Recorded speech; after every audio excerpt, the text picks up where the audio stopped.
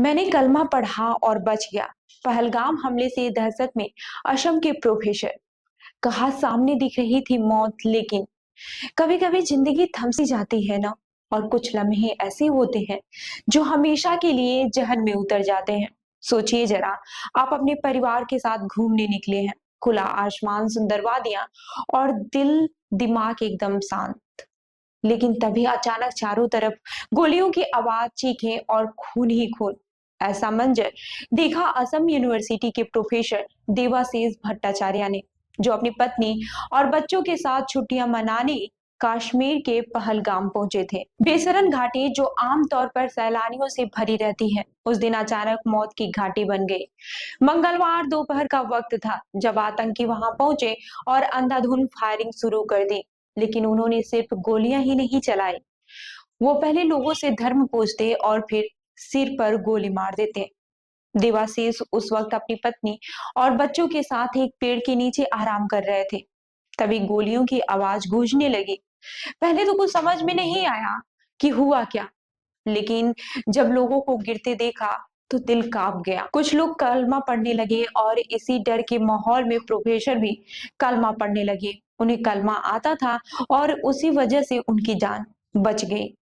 एक आतंकी उनके पास आया, कुछ पूछने लगा, लेकिन देवाशीष ने कोई जवाब नहीं दिया। वो बस जोर जोर से कलमा पढ़ते रहे।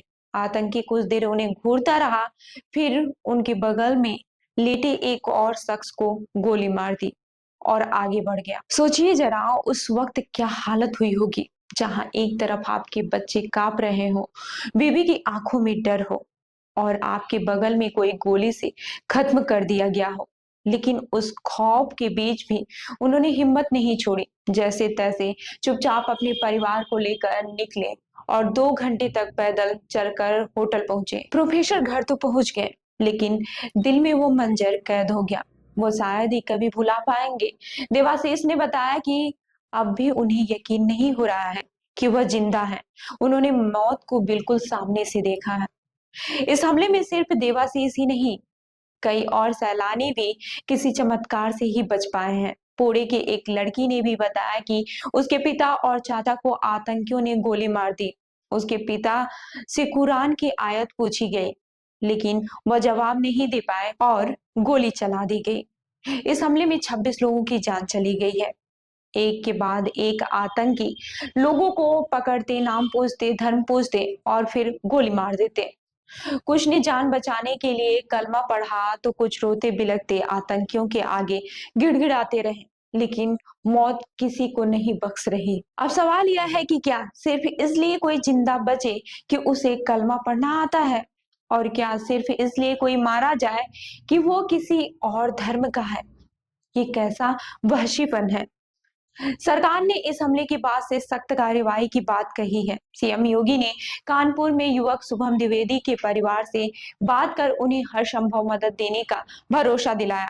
कांग्रेस ने भी हमले के खिलाफ कड़ी कार्रवाई की मांग की। देश भर में गुस्सा है, लोग सवाल पूछ रहे हैं, आखिर कब तक? देवाशीष भट्टाचार्य के साथ जो घटना हुई वो सिर्फ एक इंसान की नहीं, ये उस पूरे देश की घटना है जो शांति चाहता है।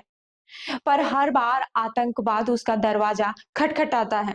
लेकिन यह भी सच है कि जब तक देश के लोग ऐसे खौफ से गुजरते रहेंगे, तब तक ये जख्म भरना नामुमकिन है। शायद अब वक्त आ गया है कि सिर्फ शोक जताने से आगे बढ़कर आतंक के खिलाफ निर्णायक कदम उठाया जाए।